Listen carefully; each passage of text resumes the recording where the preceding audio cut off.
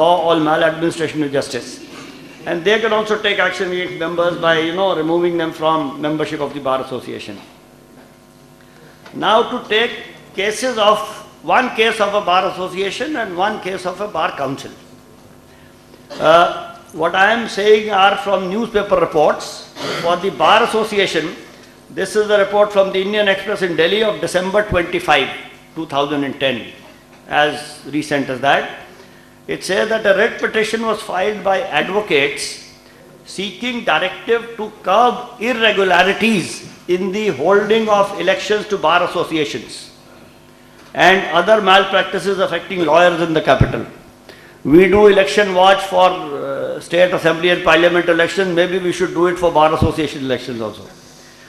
Delhi High Court told the Bar Council to do something about it, have a meeting and make rules. Need for the petition emerged in view of disparity in the functioning of bar associations. Minor things like many lawyers have more than one chamber while some do not have even one. More interestingly, Delhi Bar Association wrote to the High Court saying that about false affidavits given by advocates to secure dual allotment of chambers. Now, if a person who is expected to do all the good things that the Bar Council rules say is himself or herself giving false affidavits, then one needs to think about it.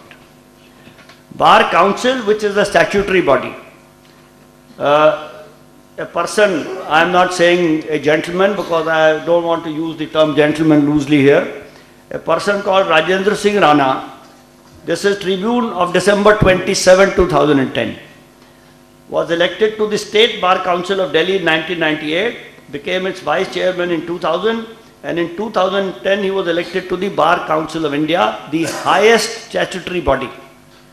The CBI said that it had been monitoring Rana's calls and has swooped on his Pitampura residence in North Delhi on December 20th, when another advocate had arrived there with the file of a law college called the Global Law College in Ghaziabad. The CBI on December 20 arrested Rana along with Manish Tyagi, one of the members of the advisory board of the college.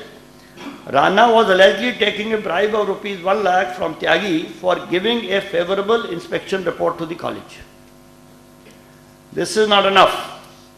A mob of 30 to 40 persons led by the president of the Bar Association had at that time allegedly manhandled a team of CBI agents at Rana's residence and snatched away the seized documents and the cash. The CBI said it filed a FIR with the police station. A special CBI judge hearing a bribery case against a member of the Bar Council of India was allegedly held hostage inside his court by a group of unruly lawyers for over an hour. Official sources said that the judge O.P. Saini was also verbally abused by some 40-50 lawyers who had gathered in the Patiala House courts in support of the accused who was allegedly caught while taking bribes for granting affiliations to a law college in Ghaziabad. Now the question is, while we all know about the competence or otherwise of the CBI, but the fact is if 40-50 lawyers get together and interfere with what is supposedly the normal functioning of the law, what does one make of it? Now, I don't want to relate my personal experience of the Supreme Court Bar Association, but I'll briefly say I applied for membership. I was called for an interview. There was a big mela. Hundreds of people were milling around. We were made to sign in some piece of paper and they said, "Acha ho gaya." I got a letter saying that.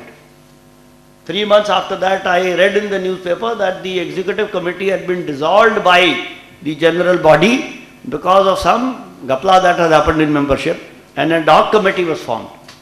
Mercifully, the Supreme Court Bar Association was able to correct this malaise. But the fact that the malaise set in is a matter of concern at that level. Now, what can be done about it? I really have no answers because I am new to the system and I am also inexperienced. But the government is taking advantage. The Law Ministry has produced a bill called the Legal Practitioners Regulation and Maintenance of Standards in the Profession, Protecting the Interest of Clients and Promoting Rules of Law Bill 2010. The fact that the name is so long should alert us to the fact that the content is very short.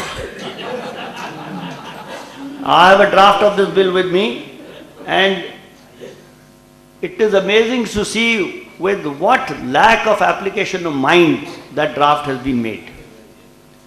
Of course, the Bar Council of India has decided to oppose this law. It is like 17 Lok Ayuktas saying, sorry Arvind, I am interfering in the Lok Ayukta and Lokpal. 17 Lok Ayuktas saying that the Lokpal should not be a 3-member body. Because if the Lokpal becomes a 3-member body, then states might make the Lok Ayukta 3-member body also. And then their possibility of functioning independently and individually will be lost. So the Bar Council is opposing this new legislation. I don't think because they think it is bad for the system or health of the judiciary. I think they are opposing it because it should not interfere with their own scheme of things. The issue is that if the existing institutions are not functioning, is the solution creating new institutions? How do we make sure that the what is called the Legal Services Board or the Ombudsman will function better than the existing Bar Council? Because the appointment to the Legal Services Board will also be done the same way that most other appointments are done. Some people claim that with the new law schools which have a 5-year degree course, we will get better lawyers in the system, and therefore over time the situation will improve. I don't want to speak too much about the legal education because Dr. Madhav Menon will be speaking on it, and I don't want to interfere with he obviously knows much more about this than I do. But I think so far the graduates of these law schools have been going into the corporate world because they understand that litigation in the courts is more difficult and more risky. But even say once the corporate world gets saturated and these people start going to the litigation in courts, looking at the Bar Council website, I found that there were 888 law colleges in the country. Now the law college that I went to in Ahmedabad had 300 students every year. So if you multiply 888 by 300, we are talking of something like 2.6 lakhs. Even if we assume that half of them don't go into litigation or practice, we are talking of 1.5 lakhs or 1 lakh. On the other hand, there are 12 national law schools, and if they also produce 3,300 per year per school, then we are talking of 3,600. So I am not sure whether the new law schools will be able to make a dent in the system. Now, as I said, I don't know what to do, but I have certain questions. Can we afford to wait for the graduates of national law schools to acquire a critical mass so that they can affect the system significantly? Are these graduates of new law schools not likely to fall into the rut of the existing system? Can the government be expected to first legislate properly and then implement that legislation in good faith to improve things? We need to remember that the government, just like judges come from lawyers, the government's political executive comes from the political class. And we have to be careful about that. And then those laws which the politicians or elected representatives make are implemented by the bureaucracy. Lastly, can the profession of law be left to be managed by lawyers themselves? This is because there is a great clamor in the country for self-regulation. The media friends here, if there are any, would excuse me when I say media wants to be self-regulated, judiciary wants to be self-regulated, political establishment of course is already self-regulated. Everybody wants to be self-regulated. And when I tried to think of the word regulation, I thought self-regulation might even be a contradiction in terms. And somebody to whom I mentioned this, he said, regulation तो आदमी सड़क पे नहीं करता है, जब सड़क पे चलते हैं तो self-regulation मीडिया और लॉ तो क्या करेगा? So the question is, what can be done? And of course, when I said, can law be left to lawyers, there is apparently a famous saying by Napoleon or somebody, no, by some British, Winston Churchill or somebody, that war is too serious a business to be left only to the generals.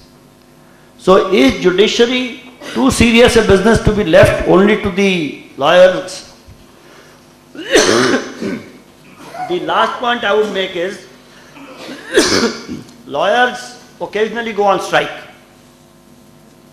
To me, this is an anathema of the entire so-called rule of law, which whether we have it or not in the country, the discussion is separate.